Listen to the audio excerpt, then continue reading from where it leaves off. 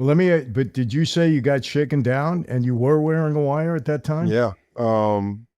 What happened? Did they see it? No, they missed it. I I'd been pretty, I guess you could say, anal about a piece of clothing. I get having video recording on you. I know it makes the case stronger, but I've got to be comfortable in it. I don't care if 30 Mhm. people behind me, and I train this way. I tell undercovers the same thing. I don't care if 30 people are in the room going, "Oh, you're a wuss. Why won't you go in there and do it?" Well, then let them do it. Because if you're not in your Mm. right mindset and you don't feel comfortable, then you don't need to be going through that door because you're not ready. So there was a piece of clothing in particular that I was pretty harsh on. Like the first version, absolutely not. I'm not wearing that. The second version, I'm not wearing that. Third, fourth version, I'm like, now I'm getting there. So after a year and a half, they were already predicated for drugs big time. And it was the Outlaws in Massachusetts. And they thought I was a high ranking member of an international theft ring bringing stolen goods to Mexico because I was based on the border of Mexico. I was down in McAllen. And as that played on and I gained more trust, they would report vehicles stolen, then sell them to me at a stolen price. They would collect money from the insurance company and collect money from me. Then it got to where they were stealing cars and selling them to me for a stolen price. Then it got to where they were carjacking people. And they were like, "Hey, Tex," that was my nickname they gave me. They're like, "Tex, can you get rid of this vehicle? This thing is smoking hot." And I'm like, "Yeah, don't worry about it. I got it. My truck driver will come load it up. And before this thing even hits the tracking device, it's going to be in Mexico." And then I gained that trust. So fast forward to a Mhm. year and a half, there's been murders on the case, not directly tied to me, or that would probably shut down the case. But the case team has done wiretaps. I've bought drugs. There's a lot of gun talk, all kinds of stuff going on, and it's a violent gang, you know. Um, so we up the ante to where we're going to do basically a drug protection. It's going to be a drug deal. They've been begging me to meet my cartel contacts, and it's a chance for them to meet them. So we had 40 kilos of cocaine, 1,000 pounds of weed, and this is like 2007 ish. So weed was still a pretty big deal. Um, and it was going to be the cartel bringing the dope load up, passing it over to another cartel for a drug deal, and the outlaws were going to help make sure that didn't get ripped, and it would give them a chance to meet my contacts.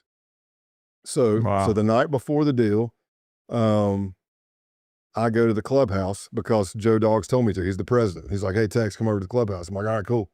So I show up and they don't. He's like not answering the door. Well, he finally answers the door and like a TV, like it barely peeks through and goes, "Oh, we're not ready for you yet." And I was a smart ass. I was like, "Well, then why'd you tell me to come over here?" And he says, "Hey, take this probate, go down and get something to eat, a couple of drinks, come back later." I was like, "Okay." I didn't think nothing of it. I don't want to say I was lax. I just didn't think anything of it. So I come back, I go inside the clubhouse, and at that point, probably my second closest relationship was a guy whose road name was Clothesline, and he was the enforcer for the Taunton chapter, the Taunton, Massachusetts Outlaws chapter. And he says, "Hey, Tex, you got a minute?" And I said, "Yeah." And I'd probably been in that clubhouse maybe 20 times. We go in the one door I'd never been in, and it was a tight Mm. stairwell that went down. It's not a basement. It's not a crawl space. It's somewhere in between, maybe like a room. Like I couldn't stand up straight. I'm 6'4", but I couldn't stand up straight. I could probably touch the wall on both sides. As I was following Clothesline in, another outlaw comes right behind me. And I'm sure you understand that should send off your spidey senses because something's not right. Right. And I'm going down there. I will tell you, I looked for plastic on the floor. I didn't see it, but I did see a rope, and they brandished their pistols and let me know I was not free to leave. And Clothesline tells me, "I need you to write down." He goes, "There's a lot of shit going on. It's my job to take care of my brothers." He said, "I need you to write down your full name, date of birth, social, address." He said, "I'm not going to ask for your names of your kids, even though we could find them if we wanted to. And then I need you to take all your clothes off because I got to check you for a wire." Now, I'll tell you, Michael, what I tell a lot of people. Had I not been wired, it would have just been an embarrassing situation being stripped naked in front of two guys with guns on me. But I was wired, and I had more than one device on me because I usually carry a backup or more because what if a video thing dies and then the audio, well, you got audio back and you may have a transmitting device where the cover team can hear you. And, and I'll tell you that it was an adrenaline dump. It was very scary. It was such an adrenaline dump because of the stress. I forgot my middle name when I was writing down my stuff, and everything slows down. You get what they call auditory exclusion. So everything you hear is in slow motion. It's going whoosh, whoosh. You're like, Scott, you feel like you're underwater. And then you get time dilation. Everything you see is in clicks. It's like screen grabs. You can feel your heart beating through your entire body. My hamstrings got rubbery. My throat tightens. My voice gets way higher than it is right now. This is a bass line. If you hear the recording, you know that's not my normal voice. And through the stress, I finally remember my middle name. I write it down. Then I take all my clothes off. I take jacket, shirts, however many I had on. I know it was cold that time of year, especially in Boston. And I took my boots off and I dropped my underwear and jeans around my ankles. And so they're searching me. They didn't find anything. And I'm talking the whole time because that's what I'm trying to do. I'm trying to gather intelligence. I'm trying to listen to what's going on. Am I dying right now? Am I not? Some people are like, why didn't you fight? I'm like, okay, there's two dudes. They got guns. One of them's on the stairwell. No, I'm not free to leave. Even if I did make it past those two, they just finished church, which is their mandatory meeting every week. They call it church. And there's probably 10 more outlaws upstairs. And the door's barricaded. It has dead bolts. It's got a metal bar across it. And I mean, what are you going to do? I don't care if you're the baddest MMA fighter on the planet. It's not a good deal. Had I seen plastic, I probably would have tried to fight because I'm just like, oh, I know what this means. I'm probably getting killed and at least I'll go out fighting. But they finish. I'm talking to him and he's even like, trust me, man, if somebody accused me of being a Fed, I'd probably smash them in the effing mouth. And I'm like, I'm not happy.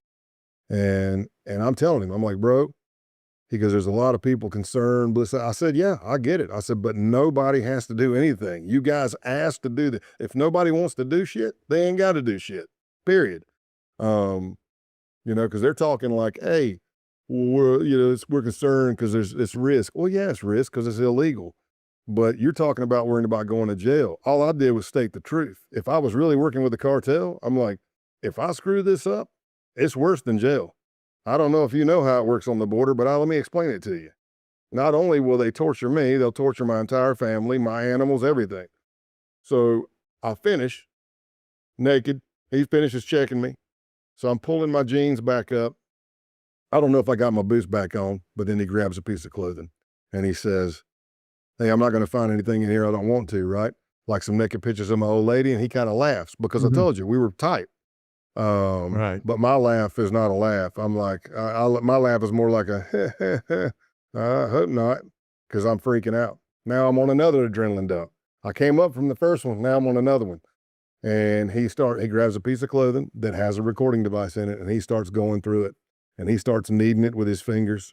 And I'm thinking, this is around 2007, not giving away what we can use and what we can't use, but if he would have kept doing that, he probably would have felt something at that point. He even looks right at it, he misses it.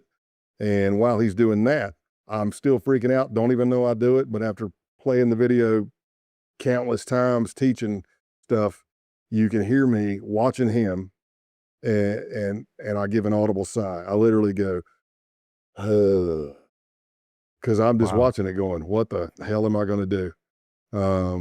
And he missed it. And Is it that small a device that he missed it, or did it blend in with the clothing? How did he miss it? Well, that'll get into trade crafts, and that's what we try not to give away.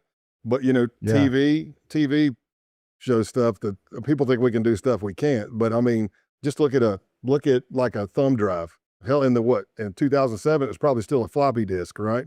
Then it goes to thumb drives. Then it goes to a terabyte. You see how small 2 terabytes is now?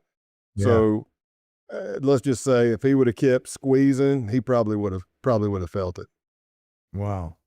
Yeah, I remember one time there was a guy working undercover, and he wasn't an agent; he was just an informant, and he had a little device in his hat. Yeah. It was a New York Yankee hat on, and everybody missed it. Yeah, we only found out about it when we went on trial. Yeah, that's a pinhole camera.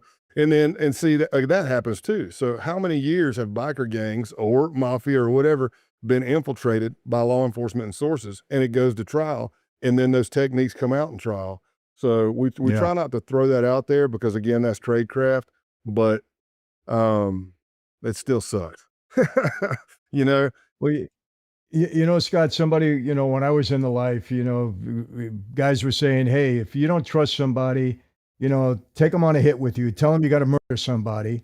And that's when it has to stop. And I said, but wait a second, you know, there's also conspiracy to commit murder. If I'm sitting around talking to this guy about somebody that we're going to murder, that could be a charge. And they say, well, there isn't anybody. It was unreal. You were just trying to flush him out. And I said, you know, that's kind of an area I don't want to go into. Yeah. But I know if something like that were to happen, because I had an undercover investigation on me. Briefly, they were trying to find out if organized crime was infiltrating professional boxing. Okay. And then, story short, it was on me for about 8 months. It was an FBI agent undercover and an informant. But what happened when somebody got killed in the ring?